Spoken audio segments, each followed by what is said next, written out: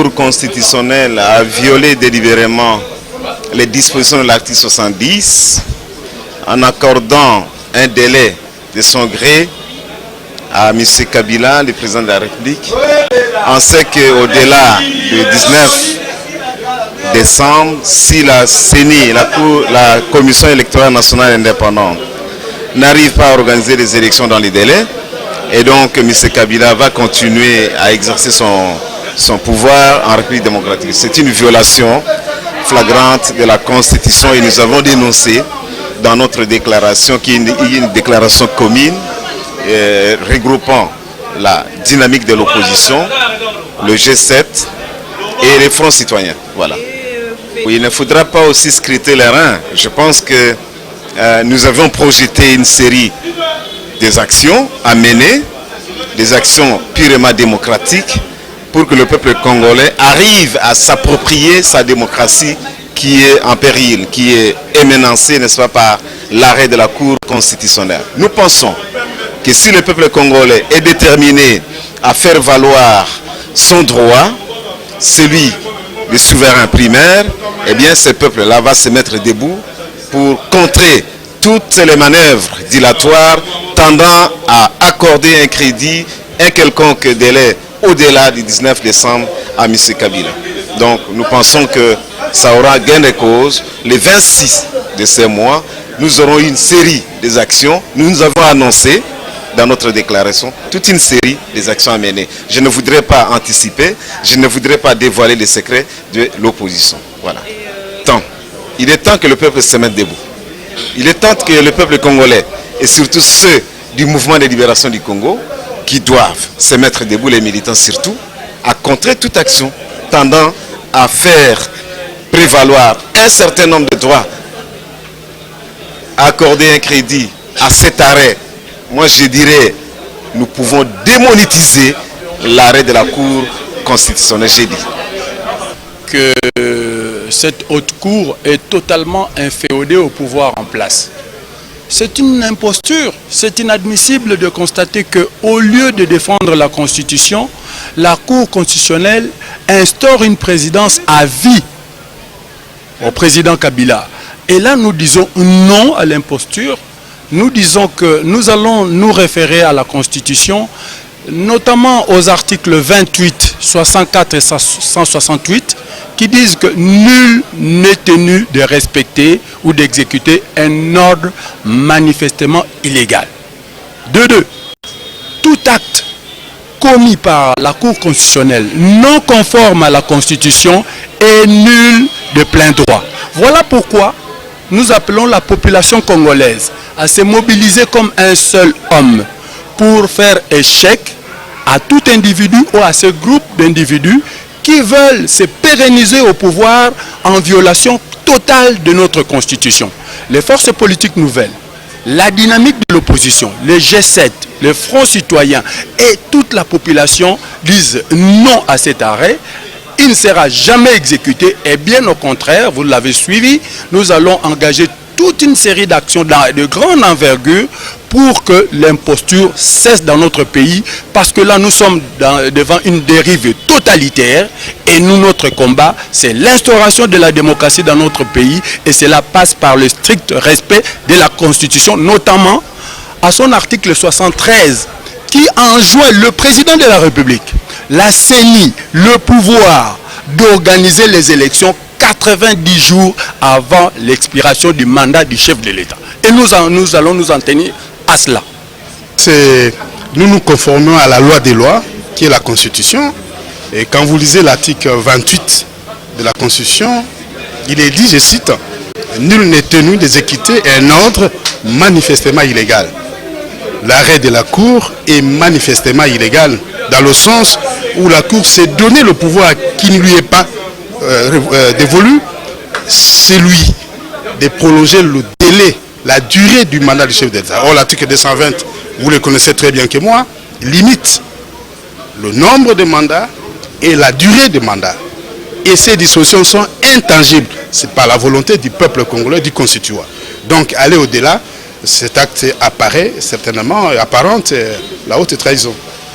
Certainement, le jeudi choc c'est tout simplement nous permettons, nous avons l'obligation de respecter la Constitution qui dispose dans l'article 64 ces comportements, cette attitude-là. Donc nous allons faire respecter la Constitution parce que notre combat n'est pas un autre combat, c'est la défense et la promotion de notre Constitution. Donc appel à cette marche-là pour que les Congolais manifestent, nous appliquerons certainement l'article 64 parce qu'il n'est donné à personne d'utiliser les pouvoirs qui ne lui sont pas reconnus par la Constitution.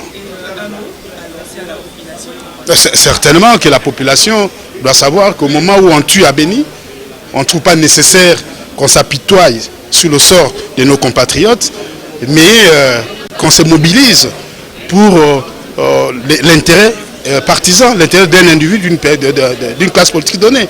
C'est quand même une aberration, c'est un contresens. Le gouvernement est fait et a une première mission, c'est de protéger son peuple. On est en train de faucher les vies humaines à Béni, à Butembo, etc. Et nos amis de la majorité présidentielle, de la mouvance présidentielle, ne trouvent l'importance, ce qui est vital pour eux, c'est la protection du mandat du chef de l'État.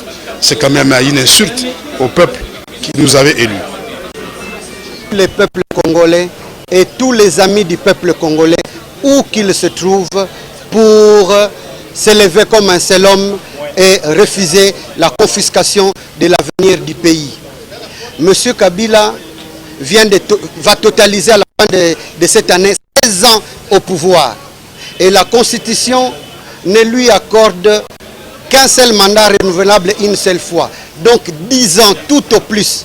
Lui ayant déjà fait 16, c'est même l'overdose. Alors, au regard de la Constitution, nous ne pouvons pas accepter que les juges de la Cour constitutionnelle, qui devraient être plus jaloux du respect de la Constitution, se mettent à la place du constituant, du souverain primaire, pour réécrire la Constitution et permettre à M. Kabila de demeurer à aeternam ad vitam au pouvoir, c'est-à-dire de n'organiser les élections que selon sa guise, de ne les organiser que quand cela lui chantera. Le peuple congolais, avec la dynamique de l'opposition, le Front citoyen et le G7, nous ne pouvons pas l'accepter. C'est pourquoi nous venons de lancer cet appel à la mobilisation générale pour que le jeudi 26 mai, nous puissions nous lever, que nous descendions dans la rue le plus massivement possible pour faire voir à la face du monde que les Congolais ne veulent plus d'une dictature, ne veulent plus de la violation de la Constitution. Les élections doivent être organisées dans les délais constitutionnels. Nous savons que c'est un problème de volonté. Ce ne sont pas les moyens qui manquent, mais c'est une volonté délibérée de marcher sur la Constitution, de la déchirer, et le peuple congolais ne peut pas l'accepter. Ces 2 semaines qui nous séparent de cette date du 26, nous allons les mettre à profit pour mobiliser le peuple, pour déployer ce que nous devons déployer et mettre la logistique en place. Il faut préparer les banderoles, il faut communiquer suffisamment. Vous savez que dans notre République démocratique du Congo, bien qu'il y a le plus grand potentiel électrique, mais il y a des gens qui ne nous suivront pas parce qu'il n'y a pas de courant.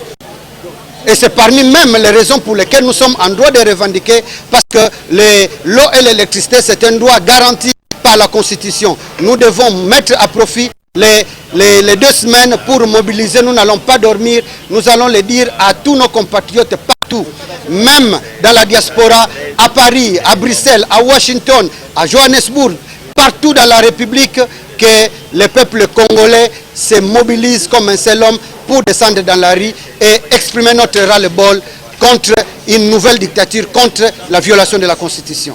Vous avez suivi dans notre déclaration que nous dénonçons et condamnons la barbarie policière.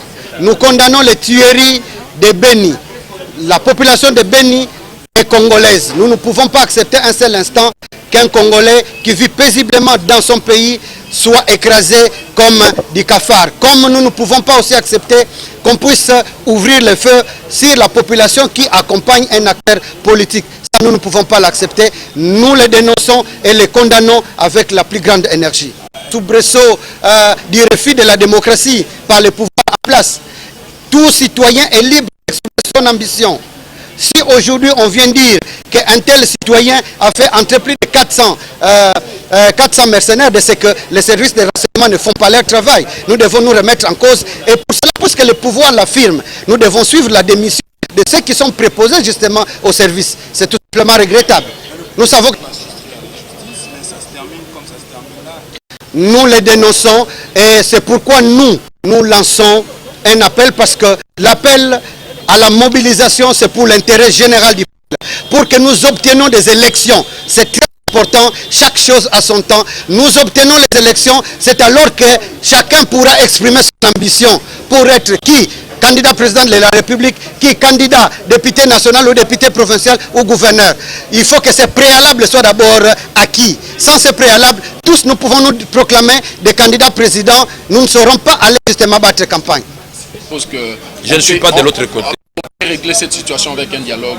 Non, nous ne sommes pas dans des histoires où on fait d'abord un coup d'État constitutionnel et on nous appelle autour d'une table. D'ailleurs, ce dialogue est sa substance.